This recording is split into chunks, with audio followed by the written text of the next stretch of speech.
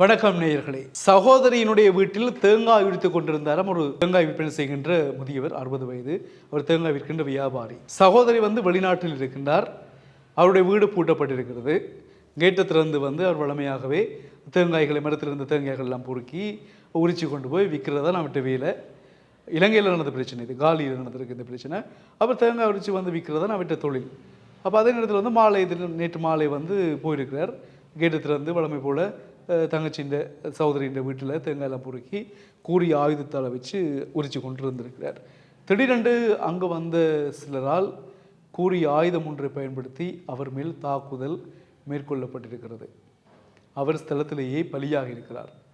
இந்த பயங்கர சம்பவம் இலங்கையின் காலி மாவட்டத்தில் இடம்பெற்றிருக்கிறது. இதில் 60 வயது நபர் உயிரிழந்திருக்கின்றார். இந்த உயிரிழந்த நபருடைய உடலம் உடனடியாக அங்கிருந்தவர்களின் உதவியுடனும் போலீசாரின் உதவியுடனும் கராப்பட்டிய வைத்தியசாலைக்கு கொண்டு செல்லப்பட்டுள்ளதாக சொல்லப்படுகிறது. மரண விசாரணைகள் இடம்பெற்று வருகின்றன. உடற்கூற்று பரிசோதனைகள் இடம்பெற்று வருவதாகவும், இப்பொழுது கூறிய ஆயுதத்தால் குத்தியவர்கள் யார் என்கின்ற கோணத்தில் போலீசார்கள் அவரை தேடி வருவதாகவும், அதன் மூலமாக முதற்கட்ட விசாரணைகள், அருகிலுள்ள வீட்டுக்காரர்கள் மற்றும் வீதியார் சென்றவர்கள் சிலரை போலீசார் விசாரிப்பதாகவும் தெரிவிக்கப்படுகின்றது. காலி மாவட்டத்தில் உள்ள கிராமம் ஒன்றில் தான் இந்த சம்பவம், ரத்கம நினைக்கிறேன், அந்த இடத்தில் தான் இந்த சம்பவம் இடம்பெற்றிருக்கிறது. இப்போ பாருங்கள், தேங்காய் வியாபாரி, 60 வயது.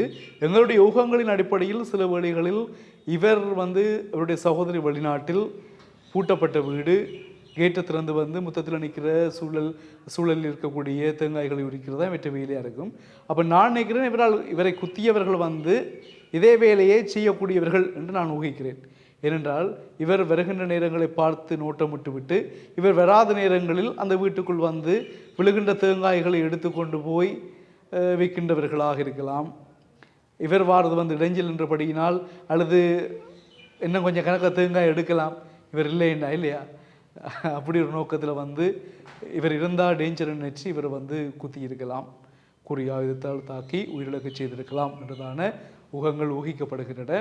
அல்லது இவருடைய தனிப்பட்ட பிரச்சனைகள் இருப்பதற்கான வாய்ப்புகள் இல்லை. தேங்காய் விற்கின்ற வியாபாரியுடன் பெரிதாக தனிப்பட்ட ரீதியிலான பிரச்சனைகள், அதுவும் 60 வயது முதியவர் என்றால் தனிப்பட்ட பிரச்சனைகள் இருக்காது.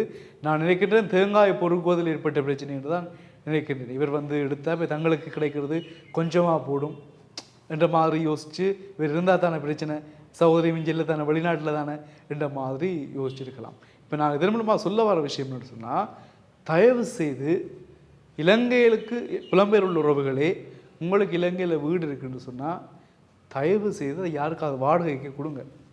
அதை பூட்டி வச்சுட்டு, அல்லது அங்கே யாராவது ஒரு ஆள், ஒரு வயது பெற அம்மாவை எழுதி போட்டு நீங்கள் ஒன்றுமே செய்ய மாட்டீங்க. நீங்கள் அப்படி இருந்தால் பயம். நிறைய செய்திகளை நீங்கள் பார்த்துக்கிறீர்கள். ஒரு வயது அம்மாவோ இல்லை ஒரு ஐயாவோ நீங்கள் வீட்டை இறுதி போட்டு நீங்கள் அவைக்கு காசு அனுப்பி கொண்டு வீட்டை பராமரிக்க பண்ணிவிட்டால் கடைசி அவங்களுக்கு வீடும் கிடைக்காது. நீங்கள் வாடகை பிடிச்சி விடுற அம்மா, பாட்டி, தாத்தா யாராக இருந்தாலும் அவங்களோட உயிருக்கும் உத்தரவாதம் இல்லை. ஒரு குடும்பத்துக்கு நீங்கள் வாடகை கொடுங்கோ, அல்லது நீங்கள் அதை விற்றுட்டு போங்கோ, அல்லது உங்கள் உறவினர்கள் யாராவது இருந்தால் அவங்கள்ட்ட கொடுங்கோ. பார்த்துட்டு போகிற மாதிரியான செட்டப்புகள், ஒரு ஆளை வச்சு இருத்தி போட்டு விடுற செட்டப்புகள், அல்லது இரவில் பகல் முழுக்க பார்த்துட்டு இரவு வீட்டை போய் படுத்துட்டு வேண்டும் பண்ணுற மாதிரி செட்டப்பு எல்லாம் சரி வரும். அதே அண்மையில் நாங்கள் பார்த்துனாங்க, கிளிநொச்சி கண்டாவளை பிரதேசத்தில் என்ன நடந்தது, திடீரென்று வந்தார்கள். வீட்டில் அந்த அம்மா இருந்தால், மகள் கேம்பஸில் படிக்கிற பிள்ளை போட்டால், பகல் முழுக்க அம்மா நின்றுட்டு இரவு பக்கத்து வீட்டை படுக்க போவா. யாரோ வந்தாங்க, வீட்டில் என்ன செய்தாங்க, எரிஞ்சு விட்டாச்சு, வீடெல்லாம் கொளுத்தி பிரச்சனை பண்ணிட்டு போட்டாங்க. எதுக்கு வந்தாங்க, யாரோட பிரச்சனை, ஏன் கொடுத்து தச்சில் அந்த வீட்டில் அம்மா படுத்திருந்தா என்ன நிலைமை? எனவே மிகுந்த அவதானமாக, குறிப்பாக உங்களுடைய புலம்பெயர் உறவுகள் மிக அவதானமாக இருங்கள்.